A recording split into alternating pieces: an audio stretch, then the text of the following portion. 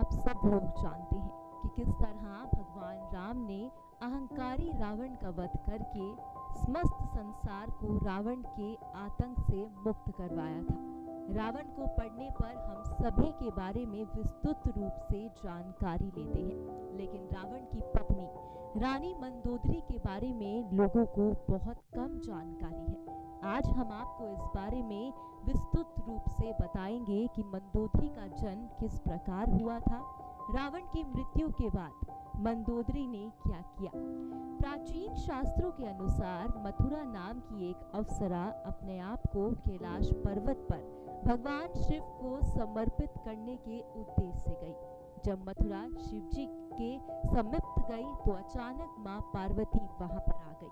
उन्होंने मथुरा को भगवान शिव के समीप पाकर क्रोध में उसे मेंढकी बनाने का श्राप दे दिया।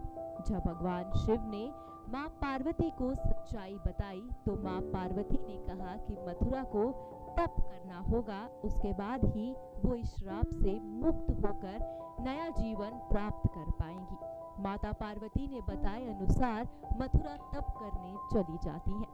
वहीं असुर राजा मायासुर और उनकी अप्सरा पत्नी हेमा के 2 पुत्र थे, लेकिन वो एक पुत्री भी चाहती थी, लेकिन उनके भाग्य में पुत्री प्राप्त का योग नहीं था।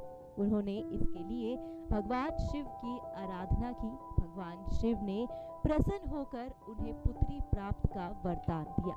जब ये वरदान पाकर अपने राज्य वो लौट रहे थे, उसी समय मथुरा जो मेंढकी के रूप में थी वो श्राप मुक्त होकर एक कन्या के रूप में समर्पित हो चुकी थी।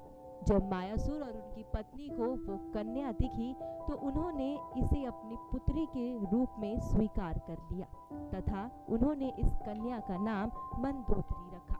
मायासुर और रावण एक अच्छे मित्र थे। जब रावण ने मंदोदरी को देखा तब वो उस पर मोहित हो गई और रावण ने मंदोदरी से विवाह कर लिया। मंदोदरी रावण के चरित्र के बारे में जानती थी, लेकिन उसने अपने पिता के दबाव में रावण से शादी कर ली। मंदोदरी रावण को हमेशा गलत काम के लिए रोकती थी, लेकिन अपने अहंकार के कारण रावण उनकी बात नहीं मानते थे। ऐसे में जब रावण की मौत हो गई तो मंदोदरी ने अपने आप को लंका के एकांत कमरे में बंद कर लिया।